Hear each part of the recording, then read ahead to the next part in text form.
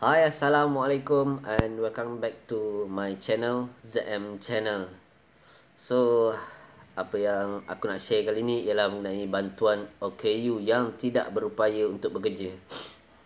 Itu bantuan daripada JKM, Jabatan, korang tahu kan JKM tu apa kan? Jabatan Kebajikan Masyarakat yang ada kat Malaysia ni. So, dibantu orang-orang yang tidak berupaya, orang-orang yang warga emas, mana-mana bantuan yang diperlukan untuk dimohon, macam untuk rakyat Malaysia lah, senang cerita kan.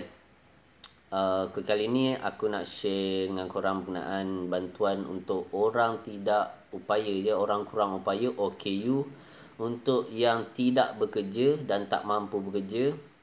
So bagi yang korang baru lihat aku punya channel ni, channel aku ni mengenai bantuan-bantuan untuk masyarakat lah. So aku nak share aku nak bantu masyarakat kat Malaysia ni lah. Aku nak bantu diorang yang tak pernah tahu mengenai JKM, tak pernah tahu bantuan, cara nak mohon bantuan. Aku nak tolong lah korang yang tak pernah tahu. So bagi korang yang dah tahu tu tak apalah. Bagi korang yang baru tahu ni, kalau korang ada adik-beradik ke, saudara mara ke, keluarga ke, jiran-jiran ke, kawan-kawan ke ada yang OKU yang tidak bekerja tapi tak ada pendapatan bulanan. So bantuan ni akan diberikan, akan membantulah untuk orang-orang macam tu. So bantuan ni tiap-tiap bulan sebanyak RM250. So aku akan tunjuk kat mana kita nak mohon, cara mohon, dan sebanyak orang cakap untuk orang kurang upaya lah. So bagi yang korang dah lihat video aku ni, jangan lupa like and share, tekan butang subscribe dan tekan butang loceng untuk dapat info yang seterusnya. So aku akan try update tiap-tiap hari.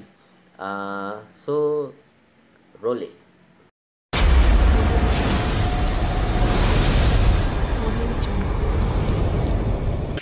Okey, seperti mana yang korang tahu, bantuan ni semua bantuan untuk orang-orang yang memerlukan bantuan.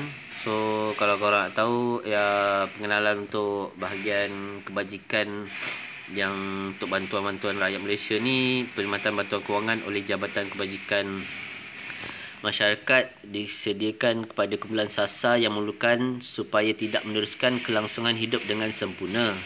Secara prinsipnya, di dalam melaksanakan memberi bantuan kepada rakyat, kerajaan Malaysia tidak sesekali mengamalkan konsep negara kebajikan, welfare state. Kau faham maksudnya kan? So, skim bantuan yang diwujudkan adalah sebagai alat dalam proses menolong klien ke arah pemulihan, pencegahan, pembangunan dan pengintegrasian yang merupakan satu kaedah dalam kerja sosial. Proses pemberian bantuan kebajikan juga mengambil kira potensi yang ada pada setiap penerima. So masuk, korang faham lah, dia orang akan check korang ni boleh ke terima dapat bantuan tu. So bantuan yang masih produktif ke arah hidup berdikari. So objektif memberi bantuan ni, dia memiliki keperluan asas, basic need, bagi meringankan beban penerima bantuan. So macam yelah, kita ni kadang-kadang ada yang tak mampu kan. So diringankan sikit lah beban korang yang terima bantuan ni. Alat sokongan sosial betul untuk menilai kemampuan penerima bantuan ke arah berdikari dan mengurangkan kebergantungan kepada bantuan. So dia bagi bantuan ni, nak tengok korang boleh masuk aku macam bantuan yang korang dapat ni untuk korang gunakan ke arah ke mana? Macam kerja ke, niaga ke. Dia sumber kewangan sementara penerima bantuan meneruskan kelangsungan dan kesejahteraan hidup. Kelayakan mohon bantuan kebajikan. Semua mohon yang dibuat perlu memenuhi kriteria dalam kadar memberi bantuan kebajikan berdasarkan kepada setiap jenis bantuan berikut, macam bantuan kanak-kanak, bantuan allowance pekerja cacat, bantuan OKU tidak berupaya bekerja. Itulah aku nak ceritakan. Bantuan penjagaan OKU terlantar, bantuan orang tua, bantuan persekutuan, bantuan anak peliharaan, bantuan latihan perantis, bantuan geran pelancaran, bantuan alat tiruan, alat sokongan, tabung bantuan segera. So pelaksanaan bantuan kebajikan adalah selaras dengan senarai bersama concurrent list antara kerajaan persekutuan dan kerajaan negeri yang termaktub dalam peraturan lembagaan Persekutuan Malaysia di bawah senarai 3 jadual ke-9 senarai perundingan. So, cara nak memohon dia, korang boleh pergi pengenalan mohon bantuan kewangan yang dibuat di peringkat pejabat kebajikan masyarakat kat daerah korang, jajahan korang, bahagian di seluruh negara, kat mana-mana lah. Tapi kat mana korang duduk, korang cari kat situ lah.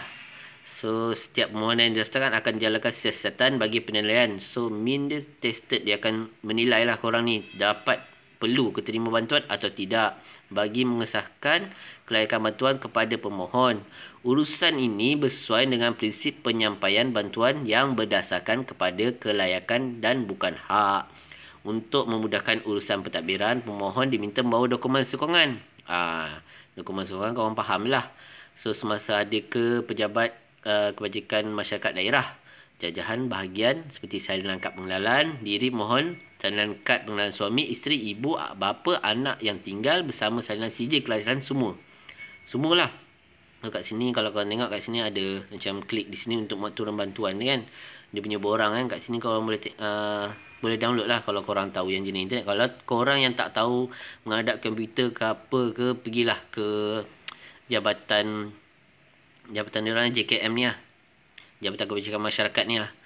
So, aku nak sentuh mengenai bantuan OKU yang tidak berupaya bekerja ni lah. Macam kadar yang diberi sebanyak RM250 seorang sebulan. So, tujuan diorang membantu ni lah. Tujuan membantu OKU yang tidak berupaya kerja, menggalakkan OKU terus tinggal bersama keluarga.